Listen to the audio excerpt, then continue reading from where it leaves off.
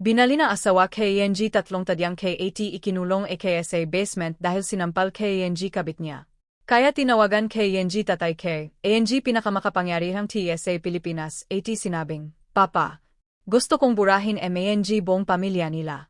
Wala kang ititira. Ang kasalanan at ang kalupitan. Nagsimula ang lahat ng umuwi ako ng maaga mula sa isang charity event. Pagbukas ko ng pinto ng aming master's bedroom, bumungad sa akin ang isang eksenang dumurog sa 7 taon naming kasal na asawa kong si Carlos. Nasa ibabaw siya na aming kama, kasama ang kanyang sekretarya na si Mia. Sa sobrang galit, hindi ako nakapag-isip. Nilapitan ko si Mia, hinila ang buhok niya, at binigyan siya ng isang napakalakas na sampal na nagpadugo sa labi niya. Tumili si Mia at nagtago sa likod ni Carlos. Inasahan kong hihingi ng tawad ang asawa ko. Inasahan kong luluhod siya. Pero sa halip, nagdilim ang mga mata ni Carlos. Ang lalaking pinakasalan ko ay biglang naging isang halimaw. Lumapit siya sa akin at walang awang dumapo ang mabigat niyang kamao sa sikmura ko. Napaubo ako ng dugo. Bago pa ako makabawi, itinulak niya ako ng napakalakas laban sa kanto ng aming antique dresser. Crack! Narinig ko ang paglagutok ng sarili kong mga buto. Isang nakakapasong sakit ang gumapang sa dibdib ko. Hindi ako makahinga. Binali niya ang 3 tadyang ko. Bumagsak ako sa sahig, namimilipit sa sakit, habang tumatawa lang si Mia sa likuran niya. Hinawakan ako ni Carlos sa braso at kinalatkad palabas ng kwarto, pababa sa madilim at malamig na basement ng aming mansyon. Ibinagsak niya ako sa malamig na semento.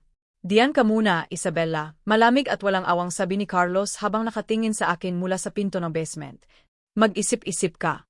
Huwag na huwag mong sasaktan ang babaeng mahal ko. At huwag mong isiping may tutulong sayo. Tinalikuran mo ang pamilya mo para sa akin, di ba? Wala ka nang babalikan. Manigas ka diyan. Isinara niya ang pinto. Narinig ko ang pag-ikot ng kandado. Iniwan niya akong nag-isa sa dilim, hirap na hirap huminga, at naliligo sa sarili kong luha at dugo. Ang tawag sa hari ng mga hari. Totoo ang sinabi ni Carlos. 7 taon nang nakakalipas, inalikuran ko ang pamilya ko dahil tutol sila kay Carlos. Ang tatay ko ay si Don Alejandro de la Merced, isang bilyonaryo at isa sa pinakamakapangyarihang tao sa Pilipinas. May koneksyon siya sa mga pinakamataas na opisyal ng gobyerno, mga general ng pulisya, at kinokontrol niya ang kalahati ng ekonomiya ng bansa. Sabi ng papa ko noon, Isabella, ang lalaking yan ay gagamitin lang ang apelyido natin. Kapag sinaktan ka niya, huwag kang iyak sa akin. Dahil sa pride, hindi ko siya tinawagan sa loob ng 7 taon.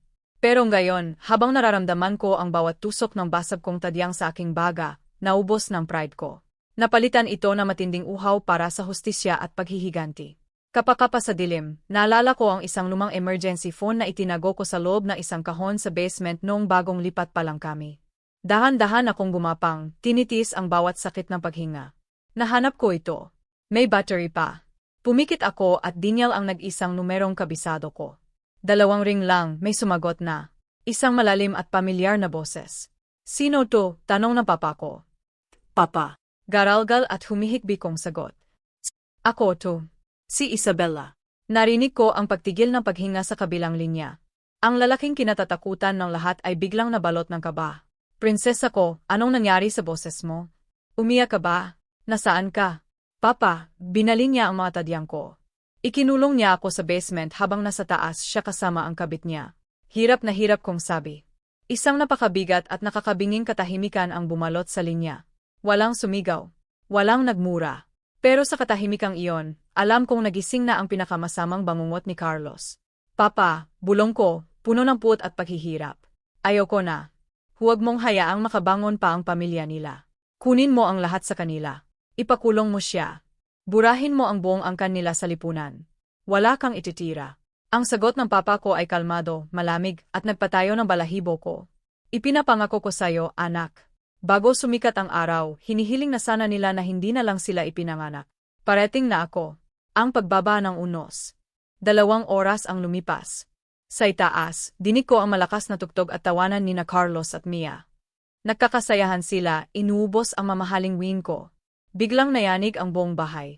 Narinig ko ang malakas na pagkabasag na main glass doors na mansyon namin.